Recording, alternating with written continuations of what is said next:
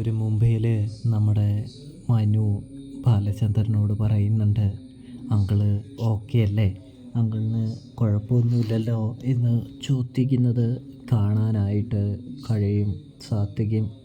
ഇതേ സമയമാണെങ്കിൽ നമ്മുടെ ബാലേന്ദ്രൻ പറയുന്നുണ്ട്, എൻ്റെ മനസ്സിൽ ഒരു ബോംബ് ഇരുന്നു കൊണ്ടിരിക്കുകയാണ്, അത് അധികം വൈകാതെ തന്നെ പൊട്ടിത്തെറിക്കുക തന്നെ ചെയ്യുമെന്ന് പറയുന്നത് കാണാൻ സാധിക്കും. എന്നിരുന്നാലും അതിന് അധിക സമയമൊന്നുമില്ല, അത് കൃത്യമായിട്ടും പൊട്ടിത്തെറിച്ചിരിക്കുമെന്ന് പറയുന്നത് കാണാൻ സാധിക്കുന്നുണ്ട് പ്രിയ കൂട്ടുകാരെ.